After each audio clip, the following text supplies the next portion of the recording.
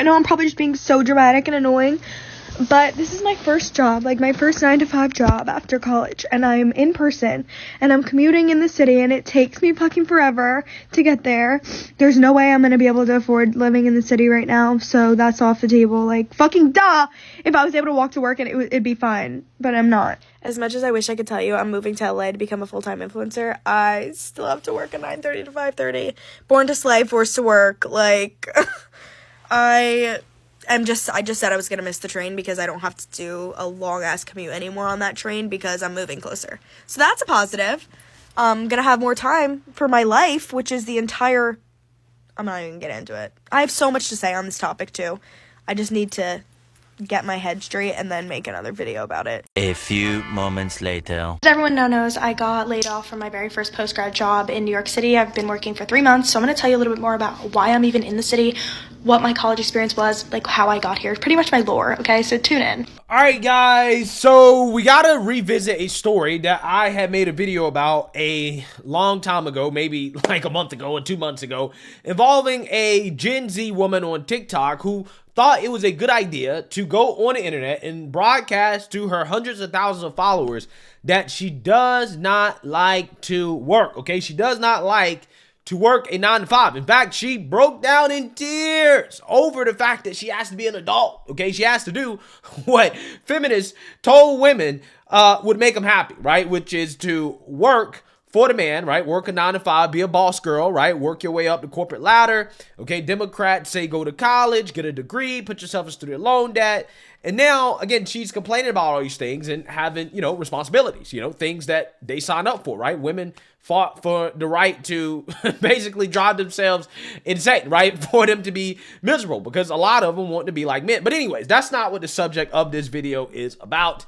What this video is about is that, again, we have an update on the story, and it turns out that this Gen Z TikToker, unfortunately for her, got laid off, aka fired. Now, we're going to cover her reasoning behind why she got fired and to see what we can learn from it, to see what we can take away from it. But again, I want you guys to remember, again, this story was a national news story, okay? I mean, a lot of people covered this story, including Fox News, in which she got upset about it because she thinks that Jesse Waters is a privileged white male and, you know, he is being too hard on Gen Z, which is something that a lot of these people say about conservatives, that we're too hard on Gen Z. College grads are finding out about what life's about, like going to a 9-to-5 job, commuting. Oh my God. But those are the challenges keeping our under generation up at night. This is my first job, like my first 9-to-5 job after college, and I am in person, and I'm commuting in the city, and it takes me forever to get there. I get on the train at 7:30, and I don't get home till like 6:15 earliest, and then like I don't have time to do anything. Like, how do you have friends? Like, how do you have time to like meet like a guy? Okay, first of all, I used to get on the train at 4:45 and come home at 7:30 or 8. Okay, did it for years. It's not just having to go into the office that's causing them to break down. It's the fact that these workers are expected to roll out of bed and land a 6-figure salary right after graduation. Yeah, so you seen that, you heard that, okay? This girl is upset with the fact that conservatives and conservative media, I guess, has a response or an opinion on her video that went viral of her complaining about her 9-to-5, right? It's so bad for her. She doesn't have time to date. She doesn't have time for herself. She actually just wants to be an influencer. She wants to move out to Southern California and be an influencer. That's what she wants to do, right? She said this in her TikToks. She doesn't like her job. She doesn't like working. And now all of a sudden she is laid off, right? She's laid off. And I want to react to her explanation on being laid off. But before we get into it, we have to have a word from the sponsor of this video, Noble Gold. Chances are you've been here before. The chaos in the markets, oil, stocks. Just when you thought it was safe and interest rates were rising, new threats are coming out of nowhere. Tensions are boiling from Asia to Europe, and adaptation is the key to securing your wealth. You may not have considered gold before. It's not speculation, but insurance.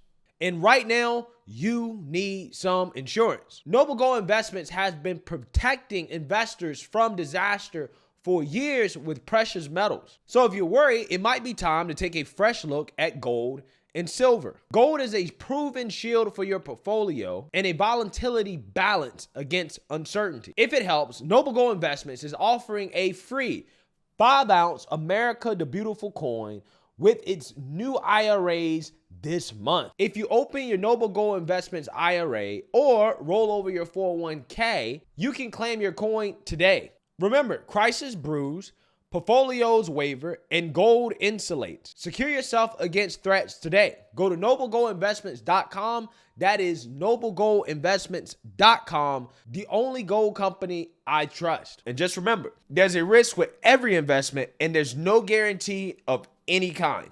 I'm not going to sit here and cry, but I got laid off of my first post-grad job and the one that took me 5 months to find that I moved to New York City for.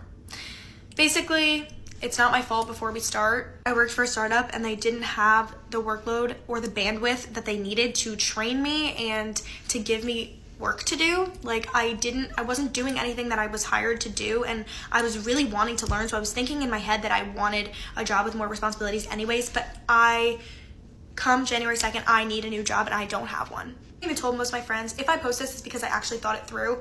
Getting laid off before the holidays, that means the hiring processes stop right before Christmas, and then they go all the way till January 2nd, and then they pick back up. And it's still gonna probably be 2-3 week process to hire and onboard for a new job. So that's the time frame I'm looking at, and I can't wait that long. I need a job immediately. The job that I was working 9 to 5 from, I wasn't making enough to live. I don't have a savings because of that job. Like the salaries that people are making with a degree right now after college is just not okay. We're working so much and I still don't have an emergency fund. I don't, because I wasn't making enough to save any of it.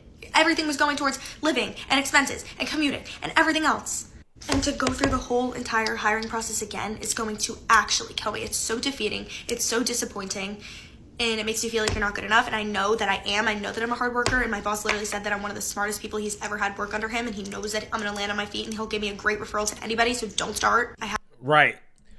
So again, you notice how she's being very elusive about the real reason that she got fired. Okay. She's not really saying exactly why. The closest that she got to articulating why she got fired or laid off was, well, they didn't have the resources to train me, right? They had me doing things that I wasn't actually hired to do. But to me, that sounds like if they have you doing things that you weren't hired to do, that means that, I don't know, maybe they have extra work for you to do, okay? And when you're working for a startup, there's always work to do with a startup, right? Because that's a growing company. That is a company that, you have to put in a whole lot of work in order to get the company where it's supposed to go, right? So they're not going to hire you if they did not have work for you to do. I'm pretty sure there was more than enough work for her to do. However, my gut feeling is telling me that this startup in New York City probably is a startup that didn't appreciate the fact that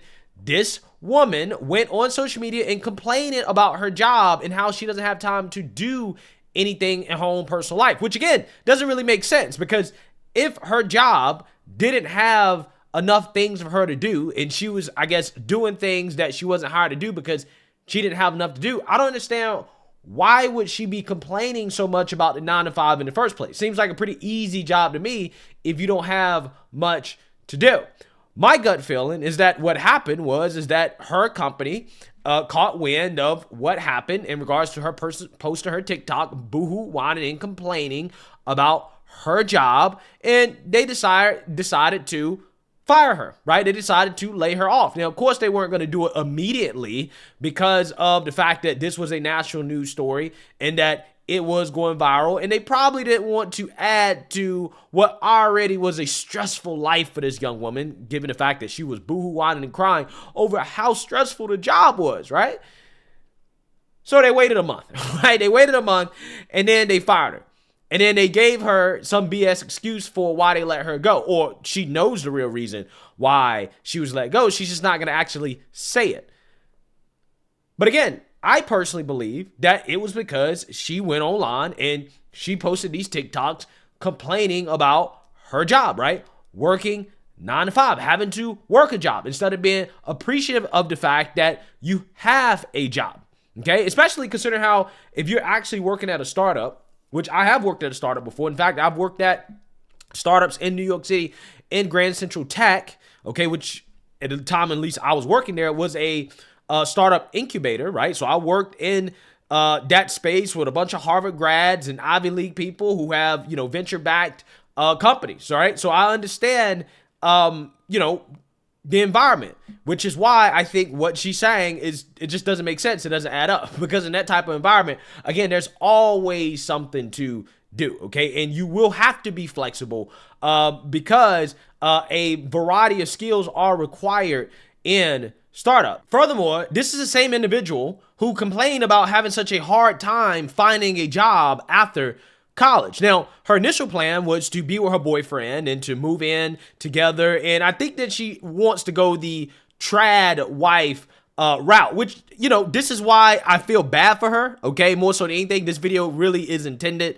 not to, try to, make fun of her or anything like that, because, I don't think women should feel pressured to go into the workforce and to get these types of jobs and to work a 9 to 5. I don't think for her it was a natural thing to do. I think that she really wants to be a wife. However, some of these characteristics that she's displaying, in my opinion, is making it not only hard for her to be in the workforce, but also to find a man, because she seems to be very emotionally unstable, right?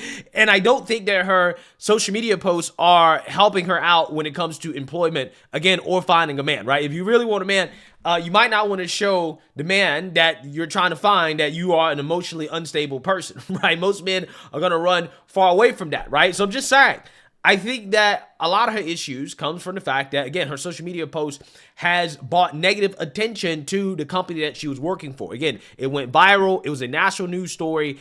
And that's not a good look for the company.